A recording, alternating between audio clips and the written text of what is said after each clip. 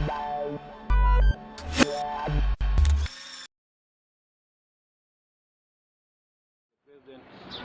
of the Republic of Kenya, Uhuru+Joho, the former Prime Minister Raila Amolo Odinga, Mombasa Governor Hassan Joho, and the Nairobi Governor Mike Sonko were in Mombasa trying to regenerate a program at the Ngina. But part of the day, the president was with the deputy president, the president, Uhuru Kenyatta, was with Right Honorable Raila Odinga and the governor. And even the president spent some few minutes at the governor's office. But it seems that the MPs that are aligned to the Ruto side, the DP, William Ruto, kept off this meeting. In your own analysis, what are the unfoldings that are coming up? Because Joe claimed that he's the political student of Raila Odinga, and if Raila tells him right, he goes right, and Raila told him handshake, and he claims that he's in the handshake. Do you think there's something beyond the handshake, or what's up?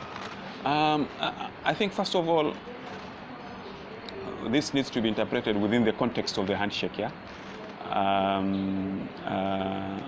and also within the context of the handshake, and also within the context of the president performing his duties as a president of the nation.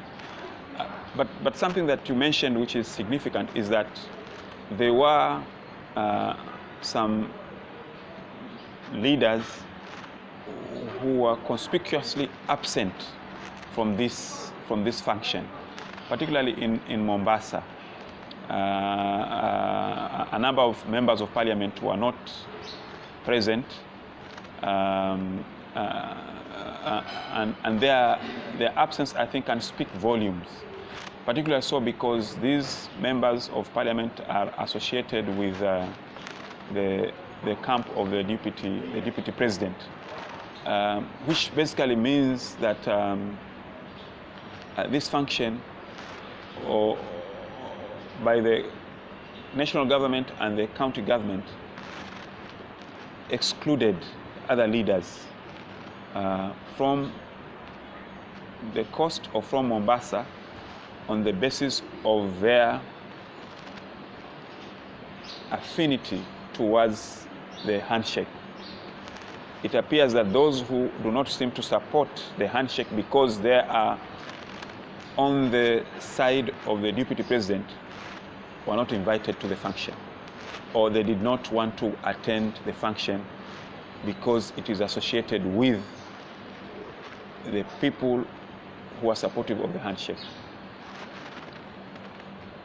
This also spells trouble for Mombasa's politics moving forward, because it appears that the split is going to be very clear on who is supporting the handshake and who is not supporting the handshake, and who is supporting the deputy president and who is not supporting the deputy president, particularly on politics of 2022.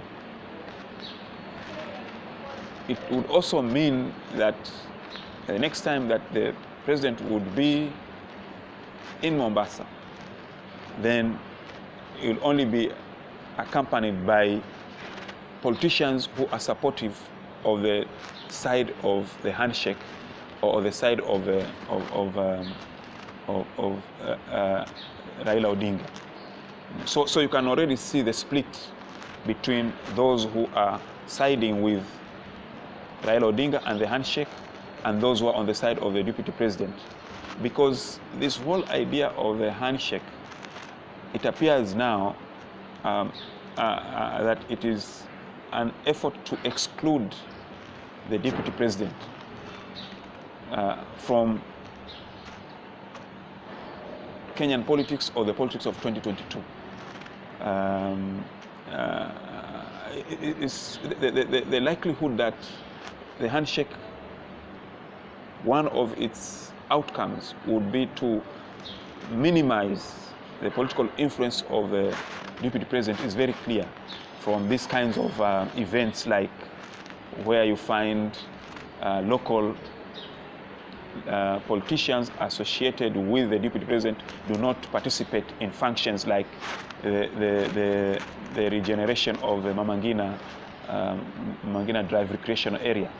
It would have been expected that all the members of parliament from the Mombasa would have been present there. But those who are absent are the ones who are associated with the side of the deputy president.